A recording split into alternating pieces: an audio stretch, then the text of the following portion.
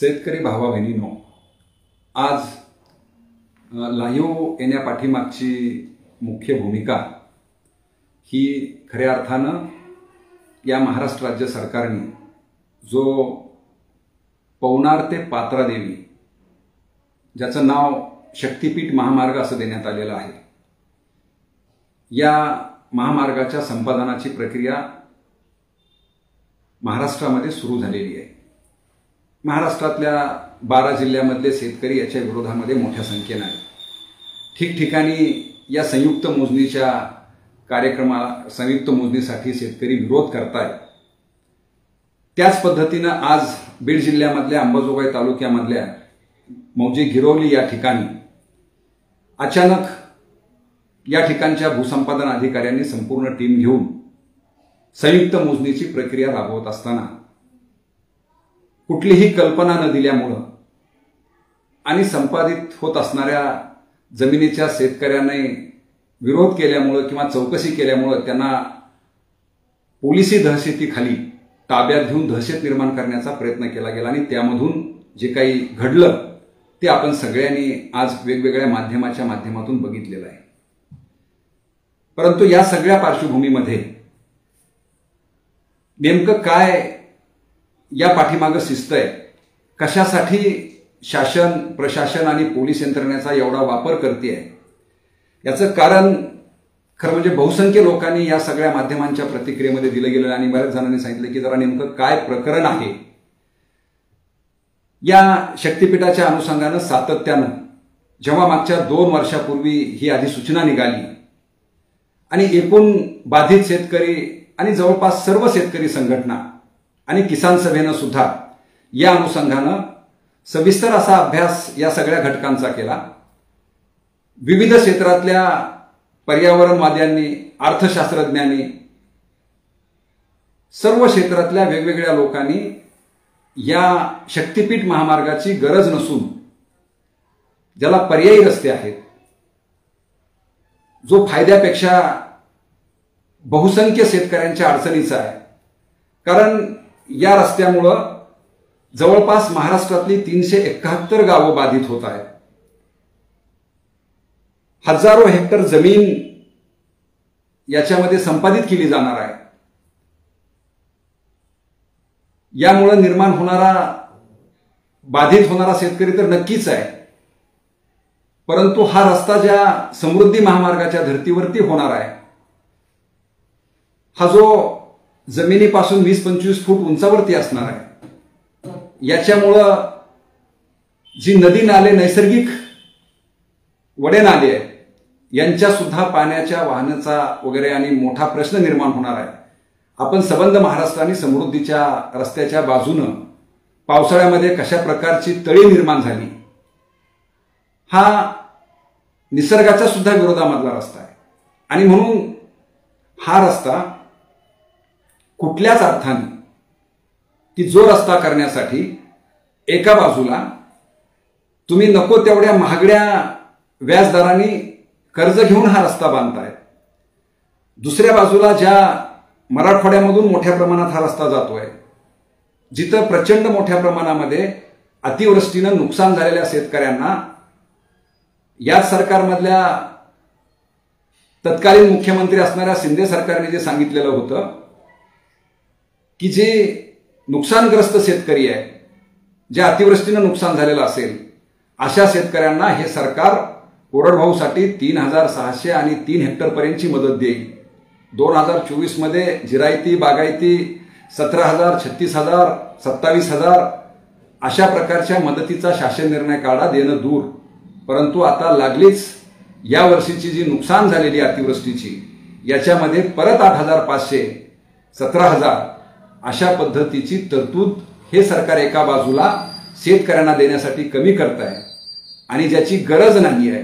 अशा रस्त्यासाठी हजारो कोटी रुपये खर्च करत आहे आणि करत असताना सुद्धा सगळ्यात मोठा जो धोका याच्यामधला आहे की खरं म्हणजे याची अधिसूचना 2 वर्षापूर्वी निघालेली आहे आणि या प्रावधानानं खरं म्हणजे हा रस्ता आता जो बदल झालेला 2013चा कायदा भूसंपादनाचा आहे तो लावून खऱ्या अर्थानं संपादनाची प्रक्रिया होणं अपेक्षित होतं, परंतु त्याऐवजी 1955च्या कायद्याप्रमाणे संपादनाची प्रक्रिया या शासनानं सुरू केलेली आहे.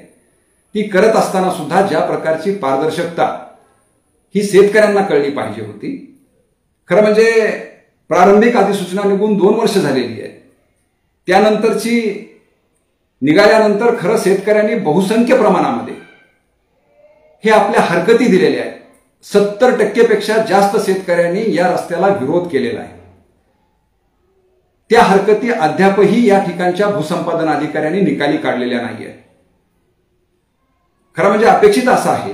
की आलेल्या हरकतीचा निपटारा करणं आणि त्यानंतर संयुक्त मोजणीची प्रक्रिया राबवणं, संयुक्त मोजणी किंवा गावातल्या लोकांना जाऊन सांगणं, या रस्त्याबद्दलची माहिती सांगणं, हे सगळं अभिप्रेत असताना ही कुठलीही प्रक्रिया न करता शेतकऱ्यांना ज्या गटामधून तुम्ही जाताय त्या गटातल्या शेतकऱ्यांना नोटीस न देता आज अक्षरशः ज्या ठिकाणी ही मोजणी होऊ लागली होती त्या ठिकाणचे शेतकरी उपस्थित नसताना त्यांना कुठलीही मागणी आहे. आणि म्हणून आज सुद्धा जे शेतकरी उपस्थित नाही आहे त्यांची सुद्धा मोजणी त्यांच्या अनुपस्थितीमध्ये करण्याचा प्रयत्न चालू होता. काही शेतकरी विरोध करतायत, वकील असणारे शेतकरी आहेत त्यांनी सुद्धा त्यांना विरोध केला, परंतु त्या ठिकाणी सुद्धा न जुमानण्याची प्रक्रिया चालू होती. आणि ज्यावेळेस या शेतकऱ्यांना पोलिसी बळाचा, गुन्हे दाखल करण्याचा, जेलमध्ये टाकण्याची धमक्या प्रशासकीय अधिकारी देत होती, या सगळ्यांच्या विरोधामध्ये एक शेतकरी चळवळीतला कार्यकर्ता म्हणून की ज्या प्रक्रियेनं तुम्ही हा सगळा रस्ता संपादित करा, ज्याची संमती आहे त्याचं तुम्ही मोजा, त्याच्याबद्दल आमचं दुमत नाहीये, परंतु जे शेतकरी विरोध करतायत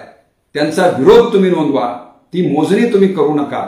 अशा प्रकारची विनंती करत असताना अत्यंत चुकीच्या पद्धतीनं पोलिसी बळाचा वापर करून तुम्हाला या ठिकाणी येता येणार नाही अशा प्रकारची आडमुठेपणाची भूमिका प्रशासन घेत आहे. आणि ही भूमिका या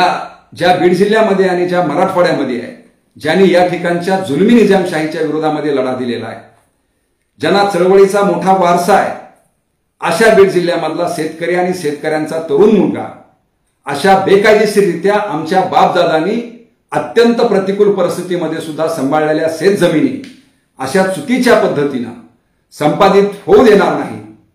आपला समज असेल की पोलिसी दहशतीच्या बळावरती सर्वसामान्य भाबड्या शेतकऱ्यांना खोटी आश्वासनं देऊन, काहीतरी चुकीची प्रलोभनं दाखवून, जी कायद्यामध्ये बसणारी नाहीये,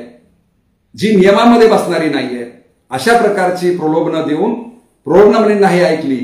तर पोलिसी बळाचा वापर करून आणि दहशत, शेकडो पोलीस मोठमोठ्या गाड्यांना दहशत निर्माण करून ही संयुक्त मोजणी करण्याचा प्रयत्न जो प्रशासन करत आहे, याला कुठलाही शेतकरी बळी पडणार नाहीये. उलट तुम्ही जेवढं दबावाचं तंत्र वापराल तेवढ्या मोठ्या प्रमाणामध्ये हा शेतकरी आमची काळ्या आईची वाचवण्यासाठी, ज्याच्यावरती आमची उपजीविका आहे, ज्याचं सोडून आम्हाला दुसरं काहीही नाहीये, अशी शेती आम्ही संपादनाच्या प्रक्रियेमध्ये तुम्ही जर चुकीच्या पद्धतीनं करणार असाल तर हे न होऊ देण्याचं काम या ठिकाणचे सबंध शेतकरी, बाधित शेतकरी तर नक्की करतील, परंतु ज्या या 371 गावामधून हा रस्ता चाललेला आहे, जे बाधित नाहीये परंतु जे बाजूने असणारे शेतकरी आहेत त्यांना सुद्धा या रस्त्याचा मोठ्या प्रमाणामध्ये त्रास होणार आहे, ज्याच्यामधून नैसर्गिक नदी, नाले, ओढे हे बंद होणार आहेत आणि हे पाणी तिथं साचलं जाणार आहे, ज्याच्यामुळे आपल्या वहिती योग्य असणारी शेती सुद्धा करणं आपल्याला अवघड जाणार आहे. या सगळ्या बाबीमधून मोठ्या प्रमाणामध्ये ह्या सर्व गावातली शेतकरी याला विरोध करतायत आणि तो विरोध आणखीही तीव्र होणार आहे. तेव्हा आज या झालेल्या घटनेचा परिणाम कुठलाही शेतकरी